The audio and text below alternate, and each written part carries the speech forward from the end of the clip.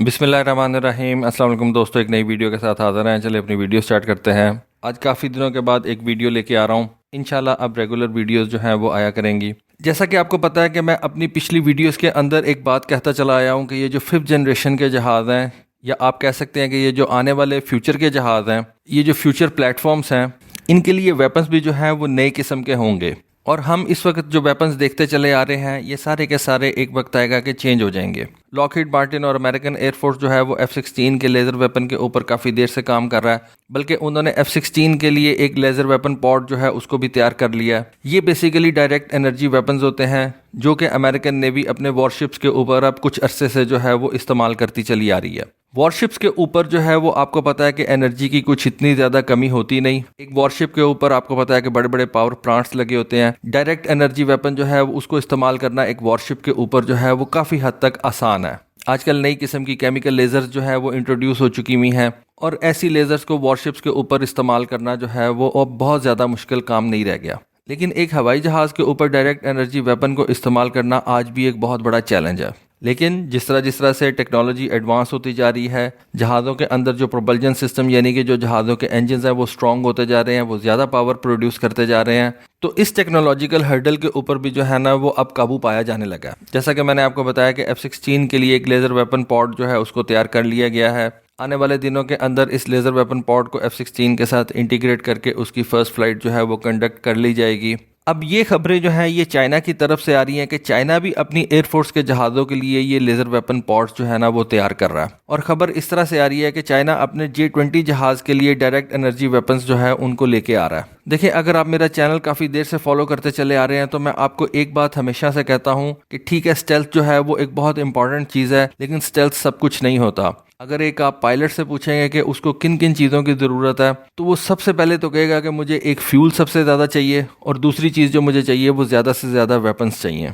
कई ऐसे मिशन होते हैं जिनके अंदर स्टेल्थ आपको जो है वो बरकरार रखना होता है, इस वजह से स्टेल्थ की इफादियत जो है वो अपनी जगह पे। लेकिन ये जो फाइटर पायलट्स होते हैं ना, इनको अगर आप पूछें कि इनको सबसे ज़्यादा चीज़ कौन सी चाहिए, तो ये एक आपसे ज़्यादा फ्यूल मांगेंगे, यानी कि लॉयटर टाइम आपके जहाज़ का ज़्यादा होना चाहिए, और दूसरा ये आपसे जो है ना वो वेपन्स मांगेंगे कि जी हमारे पास वेपन्स नहीं ख़त्म होने चाहिए। एक तो हम ज़्यादा से ज़्यादा जो है वो हवा के अंदर रह सकें, और दूसरा हमारे पास वेपन्स जो है वो ज़्यादा से ज़्यादा होने चाहिए, ताकि हम ज़्यादा से ज़्यादा वेपन्स जो है उनको डिप्लॉय कर सकें। और ये बात मैं आपको पहले भी बता चुका हूँ कि ये जो अमेरिका का F-15EX है, जिसको ईगल 2 कहा जाता है, लॉकहीड मार्टिन का क्लेम यह है कि ये जो ईगल 2 जहाज है ये तकरीबन 22 एमरैम एक वक्त के अंदर उठा के लेके जा सकता है। यानी कि अगर 4 F-15EX की एक फॉर्मेशन जा रही है तो उनके पास 96 एमरैम जो है वो एक वक्त में वो उठा के लेके जा सकते हैं। ये एक ह्यूज नंबर है। कई एयरफोर्सेज होती हैं जिनके पास 96 जहाज नहीं होते, और अगर 4 F-15EX की एक फॉर्मेशन जो है वो हवा के अंदर हो तो वो अपने दुश्मन का बहुत ज़्यादा नुकसान कर सकती है। लेकिन 96 का नंबर जो है वो भी लिमिटेड है। अब जो नई वॉरफेयर है ना, वो बेसिकली इस चीज़ की तरफ आ रही है कि आपके पास ये डायरेक्ट एनर्जी वेपन्स होने चाहिए जो कि आपको अनलिमिटेड फायर पावर जो है ना वो प्रोवाइड करें। अगर एक जहाज़ के ऊपर आप लेज़र वेपन पॉड लगा देते हैं, उस लेज़र वेपन पॉड को आप एनर्जी देते जा रहे हैं, तो आप उस एक वेपन से थ्योरेटिकली जो है वो अनलिमिटेड फायर्स कर सकते हैं। अब जिस तरह से दुनिया की बड़ी बड़ी पावर जो है वो नए जहाज बनाती चली आ रही हैं, इसी तरह से वो नए वेपन्स जो हैं उनको भी डेवलप कर रहे हैं। इन नए जहाज़ों के लिए नए वेपन्स डेवलप हो रहे हैं। तो डायरेक्ट एनर्जी वेपन्स जो हैं वो इस वक्त बहुत ज़्यादा इंपॉर्टेंट होते चले जा रहे हैं। अब चाइना की तरफ से एक बात सामने आई है कि चाइना अपने J-20 जहाज़ के ऊपर इन डायरेक्ट एनर्जी वेपन्स को लगाएगा। अगर चाइना कोई इस तरह का पॉड डेवलप कर लेता है जो कि वो इस अपने J-20 जहाज़ के नीचे लगा लेता है, तो डेफिनेटली इस पॉड के लग जाने से J-20 की जो स्टेल्थ कैपेबिलिटीज़ हैं वो तो कॉम्प्रोमाइज़ होंगी, लेकिन J-20 जहाज़ के पास एक एडिड वेपन आ जाएगा। और वैसे भी मैं समझता हूँ कि ये जो J-20 जहाज़ है ये इस वक्त स्टेल्थ के अंदर F-22 को मैच नहीं करता। डेफिनेटली चाइना को भी इस बात का पता है, और चाइना ने इस J-20 जहाज़ को किसी और पर्पस के लिए बनाया हुआ है कि जो कि लो ऑब्जर्वेबल तो ज़रूर हो, लेकिन उसकी रेंज जो है डेफिनेटली इस वक्त F-22 से ज़्यादा है। हर मुल्क की अपनी ज़रूरियात होती हैं और उसके मुताबिक वो अपनी चीज़ों को जो है ना वो डेवलप करते हैं। लेकिन डायरेक्ट एनर्जी वेपन को एक हवाई जहाज़ के ऊपर लगाने के लिए जो मेन चीज़ आपको रिक्वायर है वो उस हवाई जहाज़ के इंजन हैं।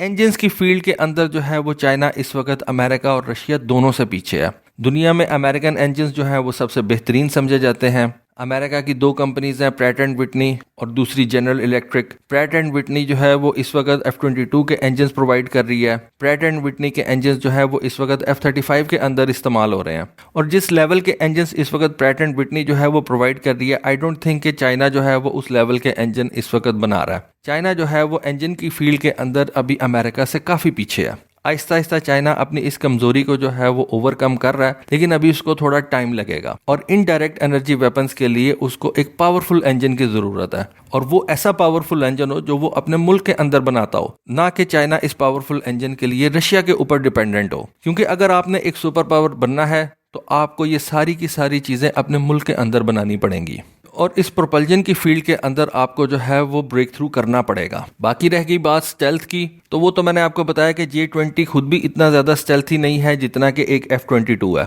और चाइनीज़ को इस बात का पता है। और चाइना ने अपने जहाज़ को इस तरह से डिज़ाइन किया हुआ है कि वो अमेरिका की ग्वाम एयर बेस तक जो है वो पहुंच सके, लो ऑब्जर्वेबल हो, लेकिन वो एटलीस्ट थर्ड आइलैंड चेन जो है उसको क्रॉस कर सके। हाँ, एक बात है, अगर China in laser weapon pods को तैयार कर रहा है तो वो इन लेज़र वेपन पॉड्स को अपने 4th जनरेशन और 4.5 जनरेशन वाले जहाज़ों के ऊपर लगा सकता है, जैसा कि J-10 के ऊपर, जैसा कि J-15 और J-16 के ऊपर। तो ये जो लेज़र वेपन पॉड्स हैं, इन 4th या 4.5 जनरेशन वाले जहाज़ों के ऊपर एक अच्छा एडिशन होगा, क्योंकि ये जहाज़ इतने ज़्यादा स्टेल्थी तो है नहीं, और इनको इस तरह से डिज़ाइन भी नहीं किया गया। तो जब आप एक जहाज़ के ऊपर स्टेल्थ की परवाह नहीं करते, तो उसके बाद आपका गोल ये होता है कि उस जहाज़ के ऊपर आप ज़्यादा से ज़्यादा फ्यूल हाउस कर सकें और ज़्यादा से ज़्यादा वेपन्स जो है वो रख सकें, ताकि बैटल फील्ड के अंदर वो जहाज़ जो है वो आपके अच्छे तरीके से काम आए। तो ये एक इस वक्त लॉजिकल स्टेप है कि चाइना जो है वो इस डायरेक्ट एनर्जी वेपन के ऊपर काम कर रहा है। चाइना इस वक्त इंजन तो बना रहा है, उनको इम्प्रूव भी वो कर लेगा, लेकिन चाइना उस वक्त का इंतजार कभी भी नहीं करेगा कि एक उसका जो इंजन है वो उसके डायरेक्ट एनर्जी वेपन को पावर प्रोवाइड कर सके, तो उसके बाद चाइना इन लेजर वेपन्स को प्रोडक्शन के अंदर लेके आए। डेफिनेटली चाइना जो है वो इन दोनों कामों को पैरेलल चलाएगा, इंजन्स को भी बनाएगा, इंजन्स को इम्प्रूव भी करेगा, ये डायरेक्ट एनर्जी वेपन्स वाले पॉड भी बनाएगा, और उनको अपने इन जहाज़ों के ऊपर भी लगाएगा। तो जिस तरह ये वेपन्स जो है वो मैच्योर होते जाएंगे, उस तरह चाइना के इंजन जो है वो भी काफ़ी अच्छे और बेहतर होते चले जाएंगे। तो ये एक अच्छी खबर है पाकिस्तान के लिए भी, कि पाकिस्तान अगर ये J-10 जहाज़ चाइना से परचेज कर रहा है, जिसके बारे में बहुत ज़्यादा पॉजिटिव न्यूज़ जो है वो हम तक पहुँच चुकी हुई हैं, तो उस J-10 जहाज़ के ऊपर भी हम आने वाले दिनों के अंदर ये लेज़र वेपन पॉड्स जो है वो लगा सकेंगे। तो दोस्तों, ये एक खबर थी, ये एक इन्फॉर्मेशन थी चाइना के हवाले से, जहाँ पे चाइना अपने J-20 जहाज़ के ऊपर जो है वो लेज़र वेपन पॉड्स जो है वो इंटीग्रेट करने का सोच रहा है। तो देखें आने वाले दिनों के अंदर इस खबर के ऊपर किस तरह से प्रोग्रेस होती है। इंशाल्लाह आपको इन्फॉर्म रखूँगा। आज के लिए बस इतना ही। Thank you. अल्लाह हाफिज़।